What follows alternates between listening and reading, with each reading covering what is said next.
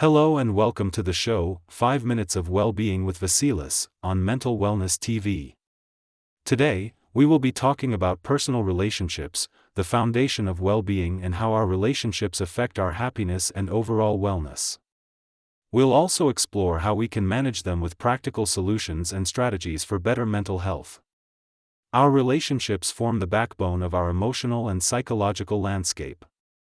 Whether we are talking about friendships, romantic connections, family ties, or even our relationships at work, they all play a crucial role in shaping how we feel, think, and act. In fact, research over the years has repeatedly shown that the quality of our personal relationships is one of the most consistent predictors of happiness and mental health. The Harvard Study of Adult Development, one of the longest-running studies on human happiness, found that close relationships, more than money or fame, are what keep people happy throughout their lives.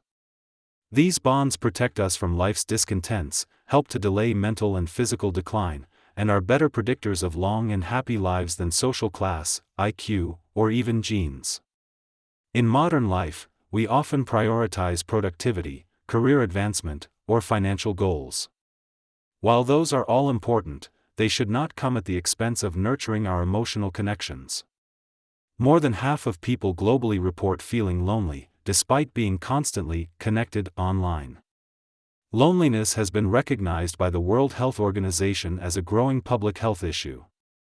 Chronic loneliness can increase the risk of mental health disorders such as anxiety, depression, and even lead to cognitive decline. On the other hand, nurturing relationships can act as a powerful protective factor. Relationships are not only emotionally nourishing, they influence our stress responses, cardiovascular health, sleep quality, and even immune function. So, what can we do to strengthen our relationships and therefore improve our mental well-being? Let's begin by exploring some practical strategies that we can start using right away.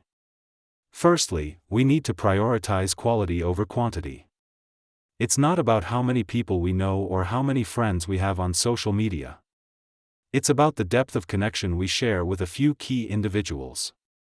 Having one or two deeply trusting relationships can have a much greater impact on our emotional resilience than having dozens of casual acquaintances. We can ask ourselves, who in our lives truly understands us? Who do we feel safe with? Who can we call at 3 a.m. in a moment of crisis? These are the people we need to nurture relationships with. Secondly, we need to practice active listening and empathy. Most of us listen to respond, rather than to truly understand. Taking a moment to pause, make eye contact, and really listen to what the other person is saying, without judgment or interruption, can radically improve the quality of our communication. Empathy, or the ability to see the world from someone else's perspective, helps us build bridges, not walls. Another important step is to make time for connection. Just as we schedule meetings or workouts, we must also schedule time for meaningful conversations, shared experiences, and undistracted presence. That could be as simple as a daily check-in call with a loved one, a weekly dinner with friends, or even a short message that says, "I'm thinking of you." For those of us in romantic relationships, intentionality is key. Relationships don't thrive on autopilot. We can cultivate closeness by expressing appreciation, showing physical affection, and supporting each other's goals. For example, small gestures like leaving a thoughtful note, preparing a favorite meal, or planning a shared activity can reignite connection. And when conflict arises, and it will, we must aim to resolve rather than win. Arguments are not battles to conquer but opportunities to grow and understand each other better. Now, let's consider our family relationships. These can be among the most complex, due to history, expectations, and emotional ties. Not all family relationships are nurturing or healthy. For some of us, setting boundaries is a necessary act of self-care. We can maintain love and respect while also protecting our emotional space. If a relationship causes ongoing distress, we are allowed to redefine our level of engagement with it. What about friendships? Adult life makes it harder to maintain friendships, but they are essential to our well-being. Friendships give us a sense of belonging, reduce our stress, and remind us that we are not alone. We can rekindle old friendships, start new ones based on shared interests, or even engage in group activities like volunteering or book clubs to meet like-minded individuals. Let's now talk about workplace relationships. We spend a significant portion of our lives at work, and the quality of our relationships there affects our stress levels, motivation, and overall mental health. Practicing open communication, showing appreciation to colleagues, and managing conflicts professionally can transform a stressful work environment into a supportive one. Of course, maintaining relationships is not always easy. Life gets busy, misunderstandings happen, and emotional wounds sometimes lead to disconnection. But here are some tips we can integrate into our daily lives to improve the quality of our interactions and, in turn, our mental wellness. Let's be present. In a world full of distractions, being fully present with another person is a profound act of love and respect. Let's practice gratitude. Taking time to express what we appreciate about others can deepen our connections. A simple, "thank you for being here," can go a long way. Let's be honest and vulnerable.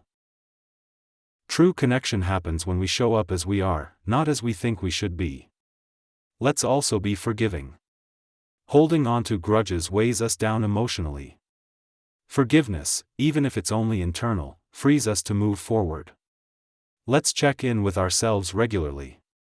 Are we contributing to our relationships in healthy ways? Are we also making space for others' needs?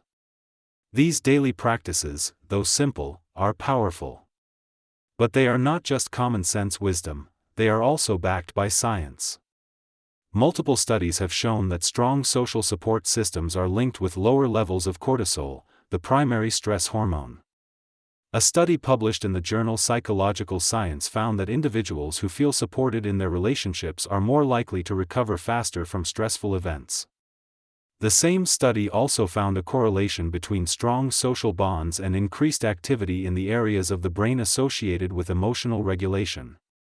Another study from the University of North Carolina showed that couples who frequently hug have lower blood pressure and heart rates, thanks to the release of oxytocin, the so-called love hormone, which promotes relaxation and bonding. The presence of meaningful relationships can even predict health outcomes. For example, people with strong social ties are 50% more likely to survive serious illnesses compared to those who are socially isolated. Research from UCLA found that loneliness activates the same brain regions associated with physical pain. This means that emotional disconnection doesn't just make us feel sad, it can actually hurt us physically. These scientific findings reinforce what many of us already feel intuitively, that connection heals, while disconnection harms. So, what does this mean for us? It means that by improving our relationships, we're not just enhancing our emotional well-being, we're also improving our physical health, extending our lifespan, and increasing our capacity to face life's challenges. We invite all of us, starting today, to invest in our relationships. Let us call a friend we haven't spoken to in a while. Let us make space for someone's emotions without trying to fix them. Let us express our appreciation, set healthy boundaries, and, above all, be present in our connections. Remember, emotional wellness is not a solo journey, it's built together. Let us close today's session with a reminder of the power we each hold to create more joy, peace, and connection in our lives. Every meaningful relationship we build or nurture is a step toward greater mental well-being. The path to wellness starts with connection, with others and with ourselves. Let's continue to choose kindness, vulnerability, and empathy, not only for the benefit of others but for our own healing and happiness. Here we conclude today's presentation on personal relationships, the foundation of well-being. We hope you found value in this session and feel inspired to nurture the connections in your life. We encourage you to share with us the topics that concern you most and to actively participate in the show. Your voices matter, and the topics you send us will be featured in our upcoming episodes, tailored to support your well-being journey. And if you'd like to take it a step deeper, feel free to explore our dedicated collections on our website, where we offer guided content, tools, and expert insights on relationship dynamics, emotional resilience, and mental wellness. Until next time, take care of your mind, honor your emotions, and nourish your relationships. They are the foundation of a flourishing, fulfilling life.